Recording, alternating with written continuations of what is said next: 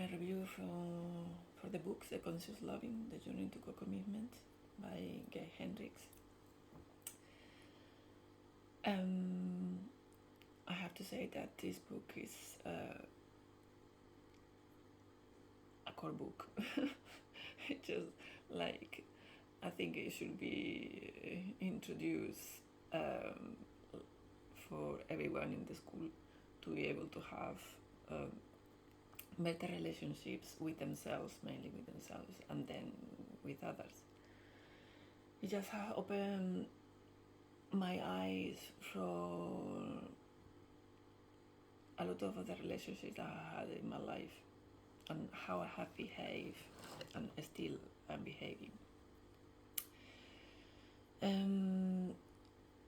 It's talking about co-commitment, relationships that they are co-committed or they are codependent. So in a co-committed relationship, the person is allowing the other person to have the space and the ability to grow without any kind of control or limitation. And in a codependent relationship, there are agreements, there are no, like, you don't talk about them, but they are underneath, and there is no base in communication. The thing is just we create these destructive patterns that are learned in childhood, and in the codependence relationship, we create these patterns to support the addiction or the addiction of others. Also, some people don't take great drugs or alcohol. The relationship is about control and approval and the feelings and behaviors. So just seeking the other person to seek approval or finding hard to express feelings. Sometimes you argue to seek who is right and the other one apologizing to get the relationship going. So we have moving from the victim and the rescuer all the time. And this creates a pattern of getting stuck. And a codependent unconscious needs in that they are growing in childhood, and what we have actually learned from our parents and maybe our sisters or brothers. It's also talking about the 10 traps that we can get, and I can see totally the relationship that I have, for example, with my father was an alcoholic, my mother was a nun. So my mother, being a nun, she thought that everything that God was bringing to her, it was accepted. It was no communication. I don't know, maybe they have communication between them because we didn't see them talking about much, not even.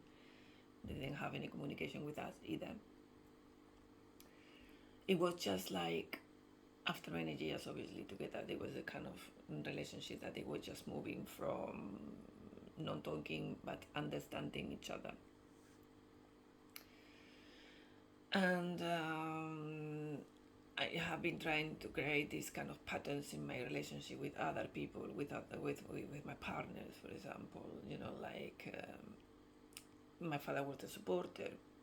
My mother was the person who was in the house. So I was.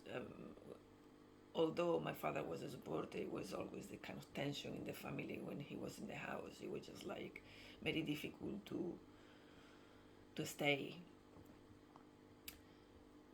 And I have been trying to attract these kind of people that have been actually creating this kind of, or maybe myself are creating unconsciously this kind of tension to be able to resemble the kind of energy that it was in the house.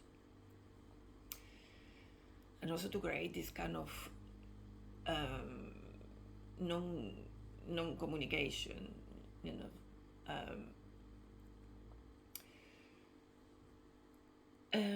but also with the relationship with other women, for example, at work, because it has been quite difficult, and I can see the patterns also.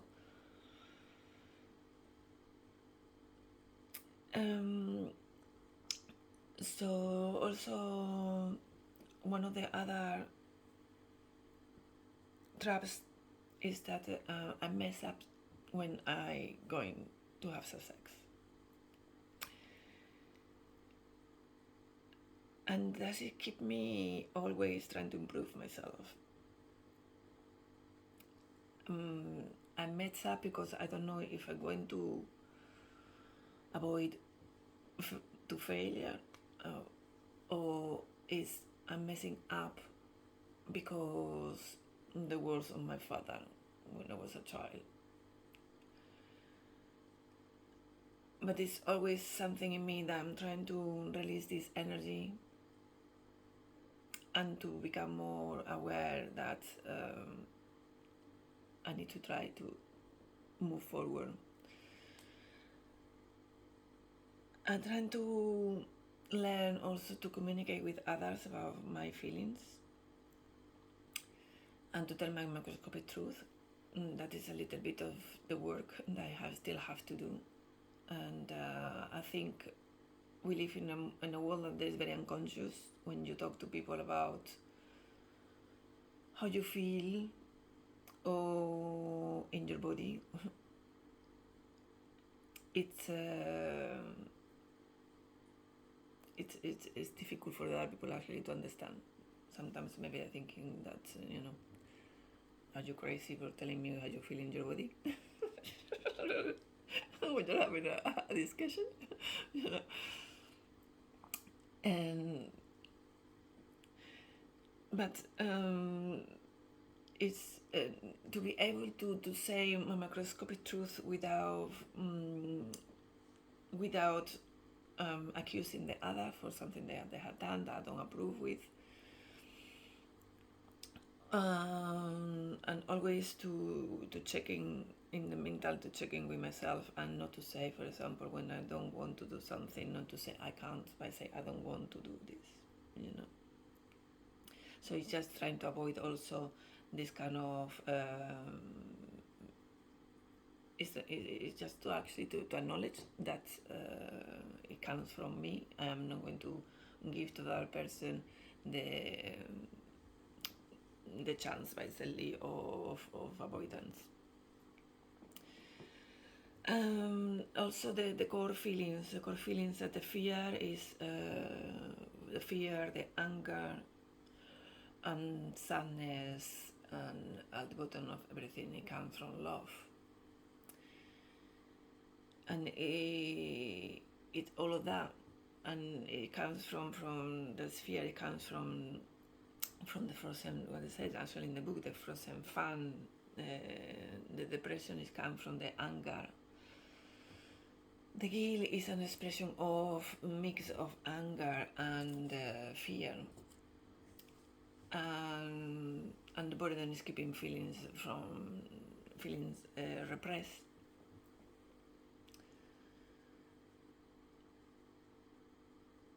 And I think the fear is also comes from that kind of.